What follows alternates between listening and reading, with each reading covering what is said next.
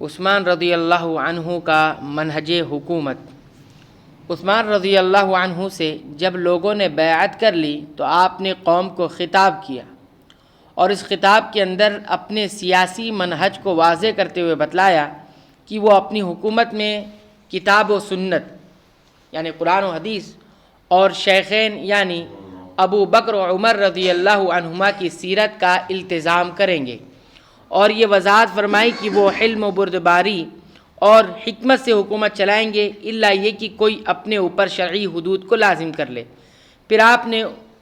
انہیں دنیا کی طرف مائل ہونے اور اس کے فتنے میں مبتلا ہونے سے آگاہ کیا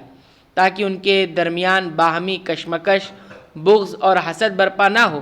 جس سے امت اختلاف اور افتراق کا شکار ہو جائے۔ عثمان رضی اللہ عنہ اپنی ناقدانہ بصیرت سے اس امت کے اندر خواہش پرستی کی وجہ سے رونما ہونے والے فتنوں کو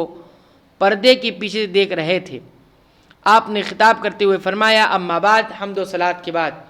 مجھے خلافت کا مکلف کیا گیا ہے اور میں نے اسے قبول کر لیا ہے۔ خبردار، میں بدعتی نہیں بلکہ متبع ہوں۔ آگاہ رہو، تمہارے لیے مجھ پر کتاب و سنت کے بعد 3 حقوق ہیں۔ اول یہ کہ میں اپنے سے پہلے گزرے ہوئے لوگوں کی ان چیزوں میں اتباع کرو جن پر تم نے اجماع کیا ہے اور طریقہ متعین کیا ہے، اور تم اور اہل خیر نے جو طریقہ متعین کیا ہے وہ تمام لوگوں کے سامنے متعین کرو۔ دوسرے یہ کہ اپنے ہاتھ کو تم سے روکے رکھوں، الا یہ کہ تم خود اپنے اوپر سزا کو لازم کر لو۔ یقیناً دنیا سرسبز و شاداب ہے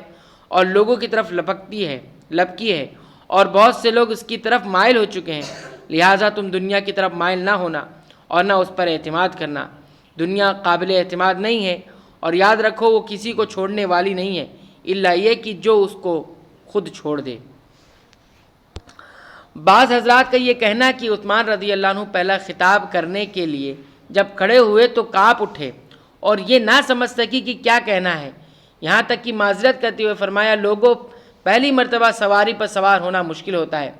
اگر زندگی رہی تو صحیح طریقے سے خطاب کروں گا۔ اس بات کو العقد الفرید کے مصنف وغیرہ نے ذکر کیا ہے، لیکن اس کی سند صحیح نہیں ہے۔ والیان، عمال، سپہ سالاروں اور عام لوگوں کے نام، عثمان رضی اللہ عنہ کے خطوط۔ عثمان رضی اللہ عنہ نے عمر رضی اللہ عنہ کی وصیت پر عمل کرتے ہوئے 1 سال تک تمام عمال اور والیان کو اپنے منصب پر باقی رکھا، کسی کو بھی معزول نہ کیا۔ عثمان رضی اللہ عنہ نے والیان، عمال اور سپہ سالاروں کے نام جو خطوط تحریر کیے ہیں،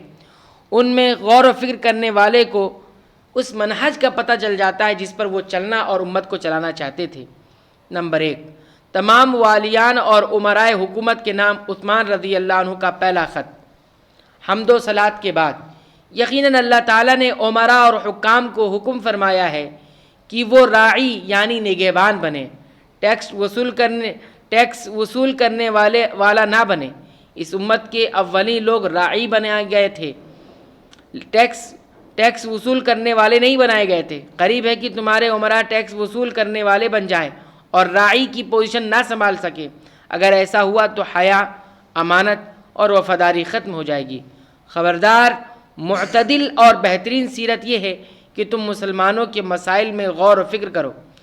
ان کا جو حق ہے اس کو ادا کرو اور ان پر جو حق ہے ان سے وصول کرو۔ پھر ذمیوں کے مسائل میں غور کرو، ان کا جو حق ہے اس کو ادا کرو اور ان پر جو حق ہے ان سے وصول کرو۔ پھر دشمن کے سلسلے میں غور و فکر کرو جس کے مقابلے میں تم ڈٹے ہو اور وفاداری سے ان پر فتح حاصل کرو۔ عثمان رضی اللہ عنہ نے امراء اور والیان کے نام اپنے اس خط کے اندر رعایا سے متعلق ان کے واجبات کو بیان کیا ہے اور انہیں یہ بتلایا کہ ان کی ذمہ داری اور ڈیوٹی صرف مال جمع کرنا نہیں ہے، بلکہ ان کی ڈیوٹی رعایا کے مصالح کا خیال رکھنا ہے۔ اسی لیے اس سیاست کو واضح کیا جس کو انہیں امت کے درمیان نافذ کرنا تھا،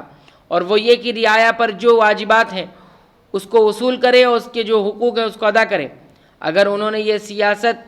اختیار کی تو امت درست رہے گی، اور جب اس کے برعکس ٹیکس وصول کرنے والے بن جائے اور ان کے پیش نظر بس مال جمع کرنا ہو تو پھر حیا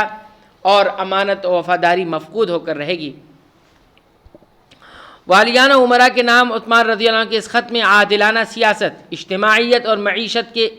اقدار، سیاسی، اجتماعی اقتصادی پر زور دیا گیا ہے وہ اس طور پہ کہ حقداروں کے حقوق کو ادا کیا جائے اور ان سے حقوق کو وصول کیا جائے، سیاسی تحفظ کی شان کو بلند کیا جائے، ٹیکس کی وصولیابی اور مال میں اضافہ کرنا مقصود نہ بننے پائے۔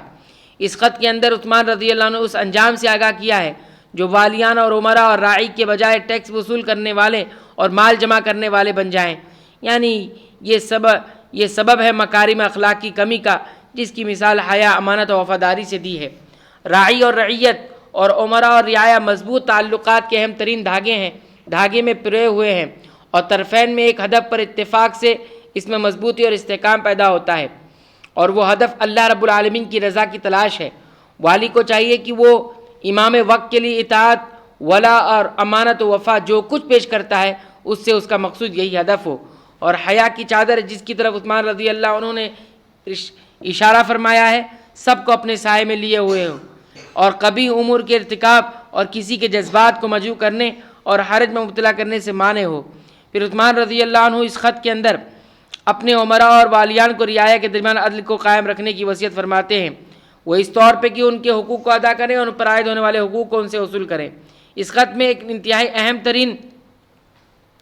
نقطے کی طرف آپ نے اشارہ فرمایا، وہ یہ کہ ایفائے عہد یعنی عہد کو پورا کرنا دشمن پر فتح و نصرت کے اہم ترین اسباب میں سے ہے،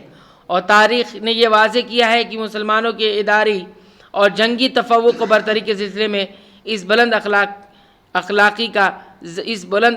کا زبردست اثر رہا ہے۔ اور بھی دیگر لوگوں کے نام آپ نے خط لکھے، انشاءاللہ آئندہ درس میں ذکر کیا جائے گا۔ اللہ تعالیٰ سے دعا ہے کہ رب العالمین تو ہمیں